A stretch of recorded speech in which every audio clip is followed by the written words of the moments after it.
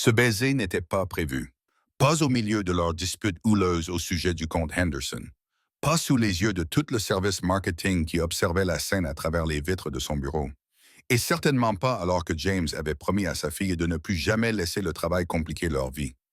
Mais lorsque les lèvres de Victoria se pressèrent contre les siennes, étouffant ses protestations au sujet de ces délais impossibles, James sut que tout était sur le point de changer. Et il n'était pas sûr de pouvoir protéger son cœur cette fois-ci. 3 mois plus tôt, James Collins était désespéré. Après que son ex-femme eut abandonné leur famille pour partir à la découverte d'elle-même à travers l'Europe, il jonglait entre son rôle de parent célibataire et une carrière freelance en déclin. L'offre d'emploi de Pinnacle Marketing lui avait semblé être une bouée de sauvetage jusqu'à ce qu'il rencontre Victoria Winters, la PDG glaciale, dont les exigences étaient si élevées que l'entreprise avait vu défiler 4 directeurs marketing au cours de la seule année précédente. Ce que James ignorait alors, c'est que Victoria cachait un secret qui allait finir par bouleverser leur vie d'une manière qu'aucun d'eux n'aurait pu imaginer.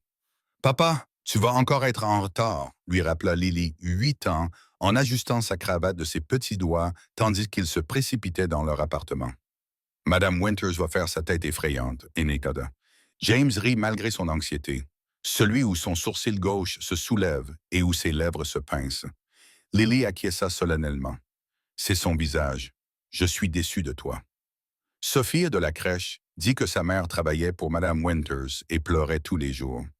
Eh bien, je te promets de ne pas pleurer, dit James en embrassant le sommet de la tête de sa fille. Madame Peterson sera là dans 5 minutes pour t'emmener à l'école. Tes devoirs sont dans mon sac à dos. Le déjeuner. Tu as encore oublié, n'est-ce pas bon? Lily soupira avec l'infinie patience d'une enfant qui avait grandi trop vite. James ressentit la familiarité de la culpabilité. Je laisserai de l'argent à Madame Peterson. C'est le jour de la pizza. Le sourire de Lily réapparut. Le jour de la pizza. En se précipitant vers la porte, James ne se doutait pas que ce serait aujourd'hui que Victoria Winters le pousserait finalement à bout, ni que sous ses tailleurs parfaitement coupés et son attitude glaciale se cachait une femme dont les blessures reflétaient les siennes. Victoria Winters se tenait à la fenêtre de son bureau, regardant la ville s'éveiller en contrebas. À 34 ans, elle avait fait de Pinnacle Marketing, qu'elle avait créé de rien, l'une des agences les plus prisées de la ville. Ses longs cheveux noirs et soyeux étaient tirés en arrière en un chignon sévère, comme à son habitude. Sa peau blanche était presque lumineuse dans la lumière du matin. Elle avait tout ce qu'elle avait toujours voulu sur le plan professionnel et rien de ce dont elle avait besoin sur le plan personnel. Lorsque son assistante lui annonça que James Collins l'attendait, Victoria redressa sa posture déjà impeccable. Quelque chose chez le nouveau directeur marketing la dérangeait. Peut-être était-ce la façon dont il la défiait alors que tous les autres se montraient timorés, ou son esprit vif qui égalait le sien. Ou peut-être était-ce la douceur de son regard lorsqu'il parlait de sa fille, révélant une profondeur de sentiment que Victoria avait depuis longtemps enfouie. « Vous êtes en retard, Collins, dit-elle sans se retourner. « Bonjour à vous aussi, Victoria, répondit James d'une voix teintée d'amusement qui l'irritait invariablement. La circulation était cauchemardesque. La présentation Henderson est demain et j'ai besoin de ses révisions avant midi. James posa son café avec plus de force que nécessaire. Les révisions que vous avez demandées hier soir à 23 heures, celles qui nécessitent de restructurer complètement la campagne que nous avons mis 3 semaines à élaborer. Victoria se retourna enfin pour observer son apparence.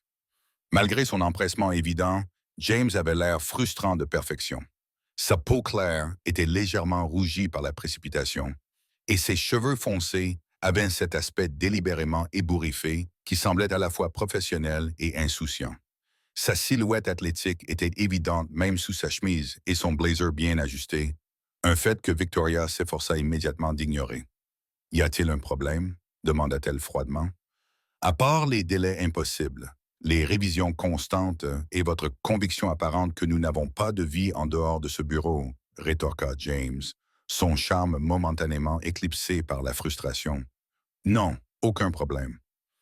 Ce qu'aucun d'eux ne réalisait, c'est que leur confrontation était observée par quelqu'un qui allait bientôt tout changer. La matinée se détériora à partir de là. À l'heure du déjeuner, la tension entre eux avait atteint un point critique. James avait reçu des SMS inquiétants de l'école de Lily au sujet d'une fièvre soudaine, tout en essayant de répondre aux exigences de Victoria.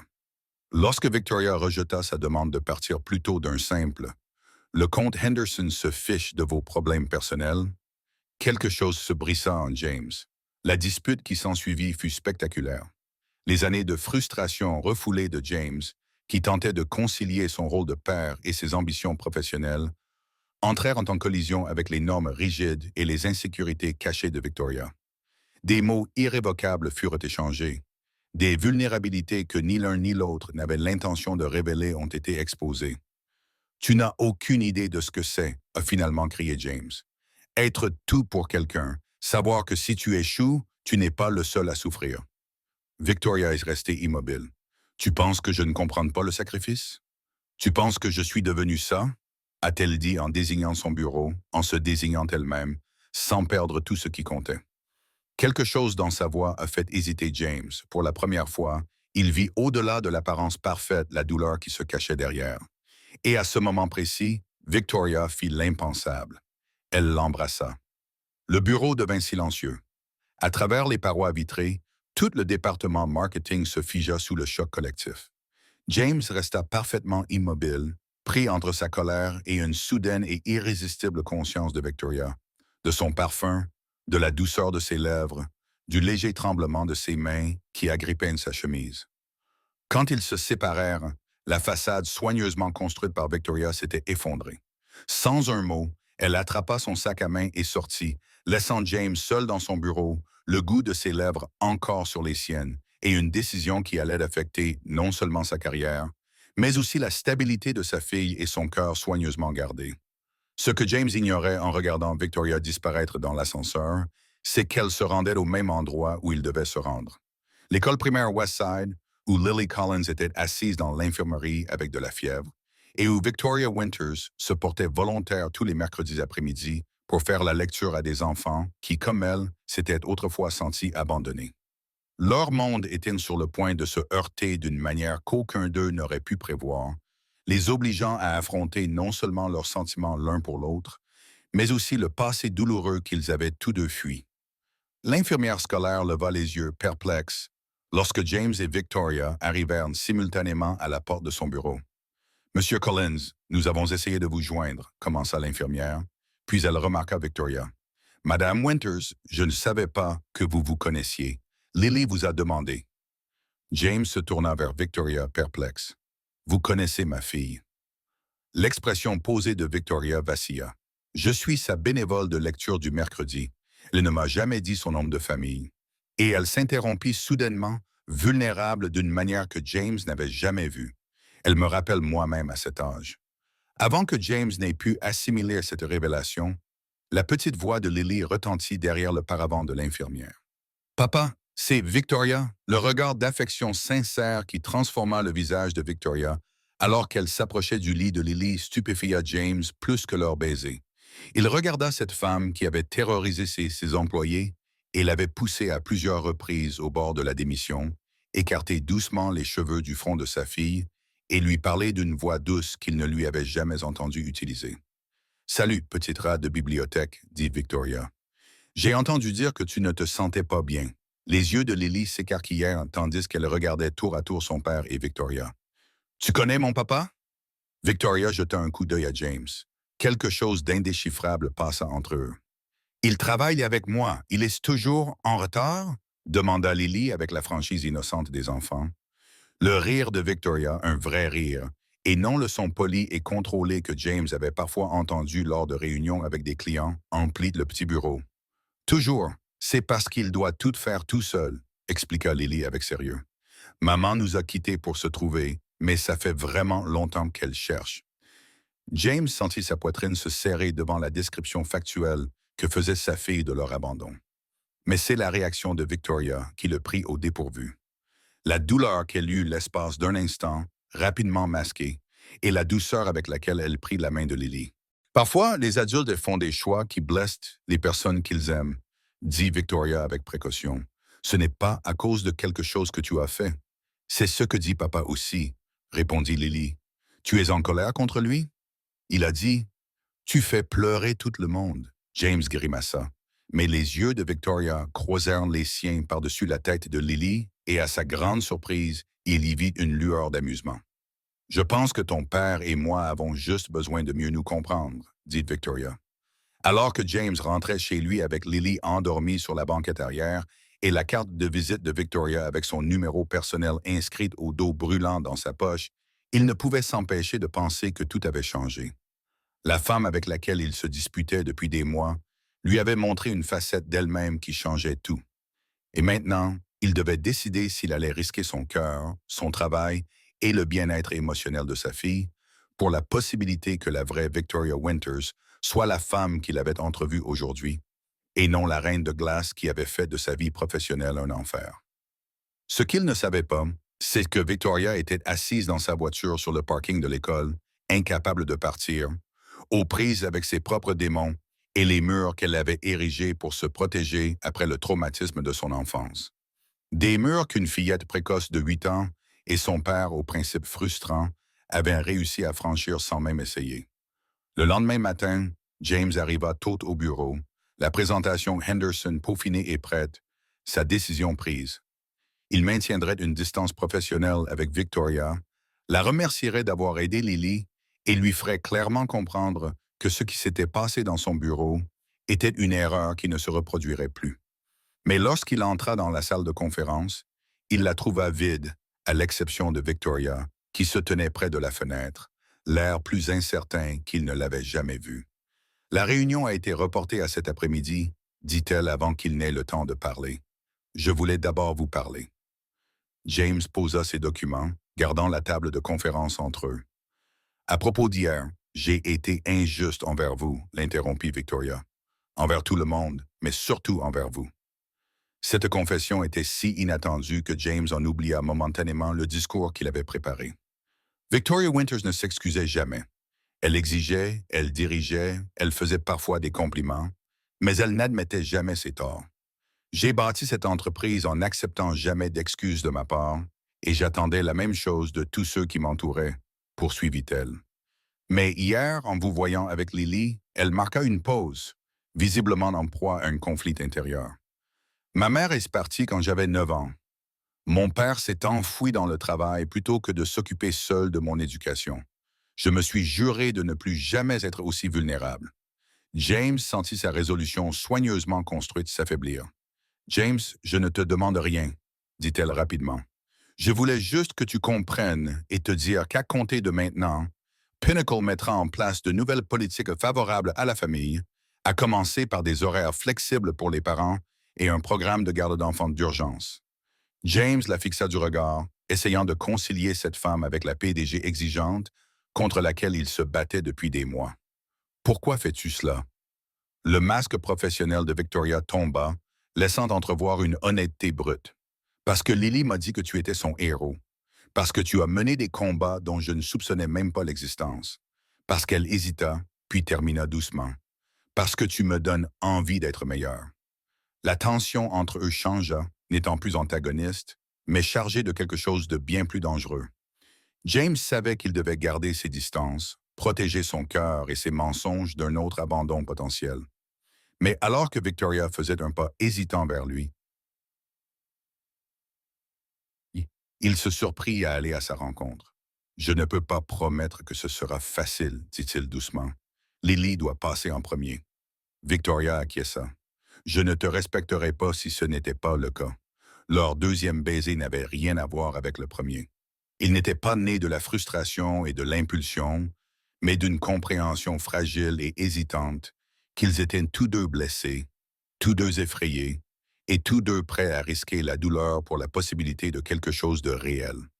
Ce qu'aucun d'eux ne voyait, c'était le visage de Lily appuyé contre la porte vitrée de la salle de conférence, sa fièvre oubliée dans l'excitation de voir son père et sa bénévole préférée lire ensemble, son esprit de 8 ans planifiant déjà leur futur familial parfait.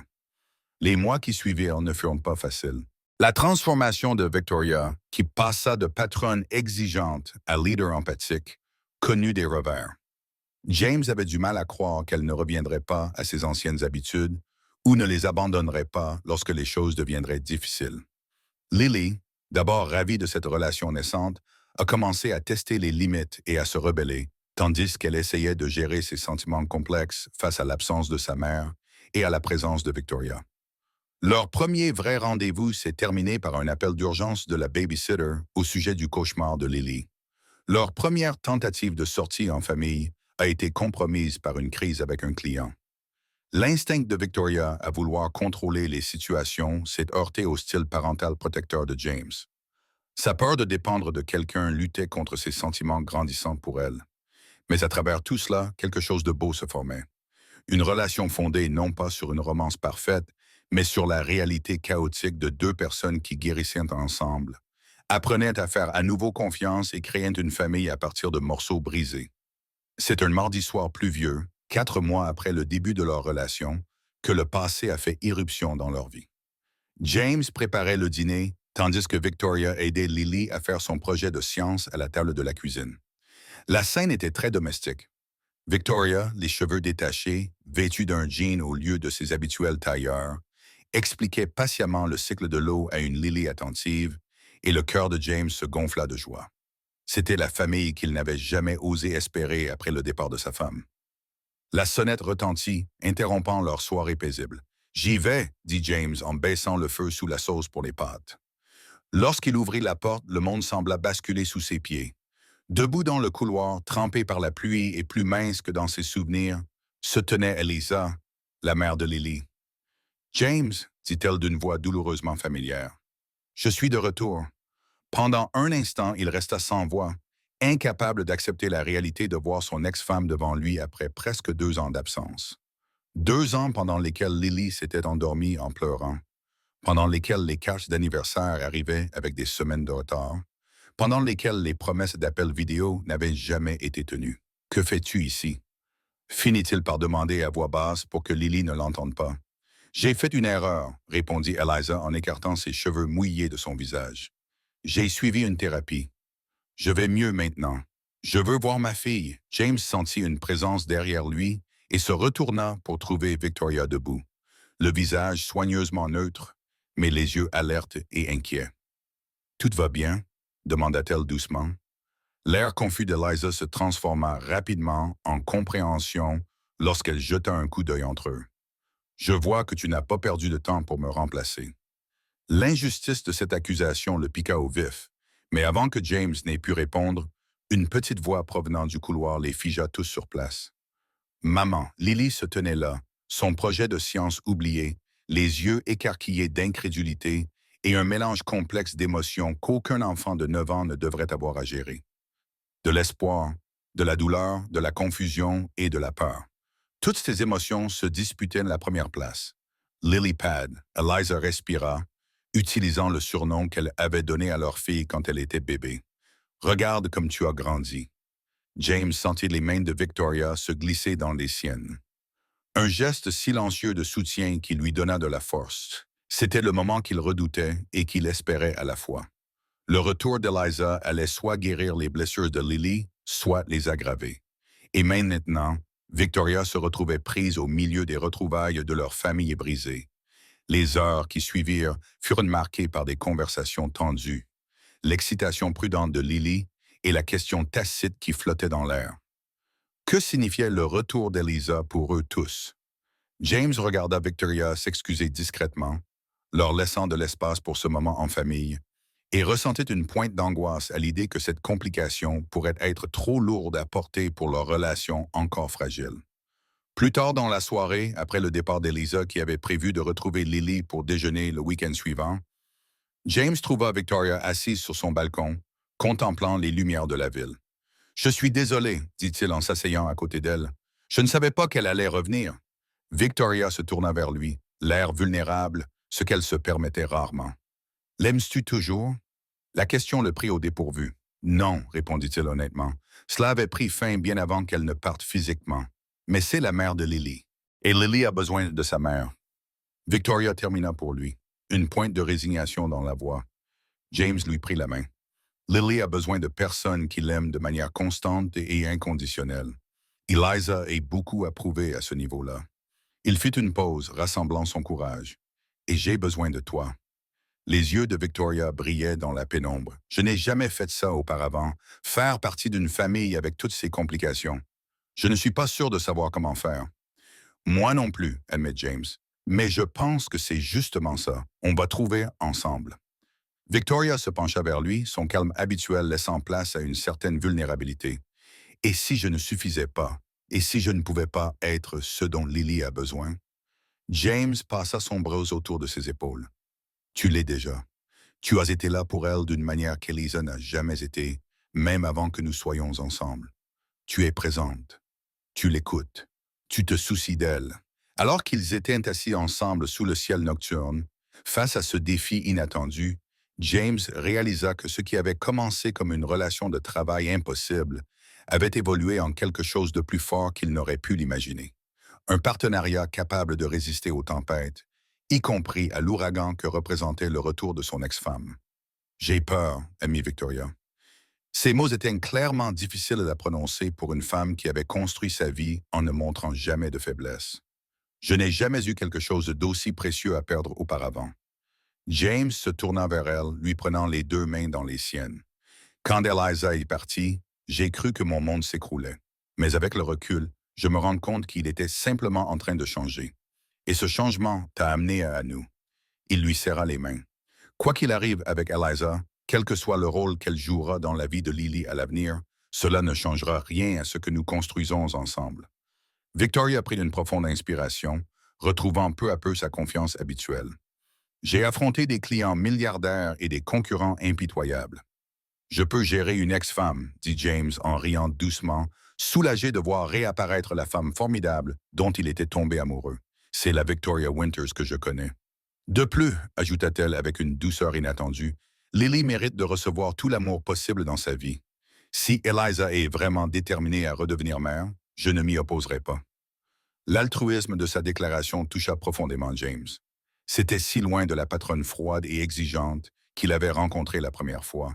Cette femme qui faisait passer les besoins d'un enfant avant ses propres sentiments, qui affrontait ses propres problèmes d'abandon pour aider sa fille à guérir. Je t'aime, dit-il là, les mots sortant naturellement, sans préparation ni hésitation. Je t'aime, Victoria Winters. Ses yeux s'écarquillèrent légèrement. C'était la première fois qu'il lui disait ces mots. Pendant un instant, elle resta silencieuse et James ressentit une pointe d'incertitude. Puis elle se pencha vers lui et l'embrassa. Un baiser qui exprimait tout ce que les mots ne pouvaient dire. Je t'aime aussi, murmura-t-elle contre ses lèvres. Je vous aime tous les deux, et je ne vais nulle part. Alors qu'ils s'étreignaient sous les étoiles, James savait que quels que soient les défis à venir, qu'il s'agisse de coparentalité avec Eliza, d'aider Lily à gérer ses sentiments complexes, d'équilibrer leur vie professionnelle et leur vie privée, ils les affronteraient ensemble. Le patron impossible qui avait autrefois rendu sa vie infernale était devenu le partenaire qui avait comblé sa vie. 6 mois après leur premier baiser, le bureau de Pinnacle Marketing s'est réuni pour célébrer non seulement l'année la plus fructueuse de l'entreprise à ce jour, mais aussi pour trinquer aux fiançailles de leur PDG. Alors que Victoria se tenait aux côtés de James et Lily, son apparence autrefois parfaite s'était adoucie pour devenir plus réelle. Ses cheveux étaient souvent détachés, elle souriait plus souvent, ses standards légendaires étaient toujours élevés, mais tempérés par l'humanité. Je pensais que la vulnérabilité était une faiblesse, a déclaré Victoria à la foule, la main fermement serrée dans celle de James. J'ai construit des murs pour me protéger et j'ai appelé cela de la force. Il a fallu une directrice marketing têtue et une enfant de 8 ans, encore plus têtue, pour me montrer que la vraie force vient du fait de s'ouvrir aux possibilités, même lorsque cela fait peur.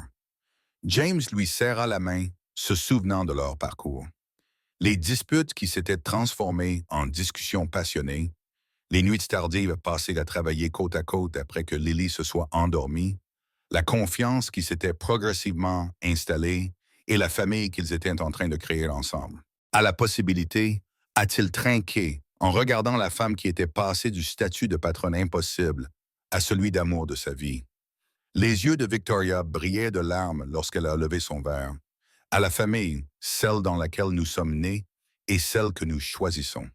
Alors qu'ils faisaient la fête, entourés d'amis et de collègues, James a réfléchi au fait que parfois, les plus beaux débuts viennent des départs les plus difficiles et qu'un baiser au milieu d'une dispute avait tout changé. Si vous avez aimé cette histoire d'amour inattendu et de seconde chance, n'hésitez pas à aimer cette vidéo et à vous abonner à notre chaîne pour découvrir d'autres contenus réconfortants qui nous rappellent qu'il n'est jamais trop tard pour ouvrir à nouveau son cœur. Nous aimerions savoir d'où vous nous regardez. Indiquez votre pays dans les commentaires ci-dessous et rejoignez notre communauté grandissante d'amoureux de l'amour.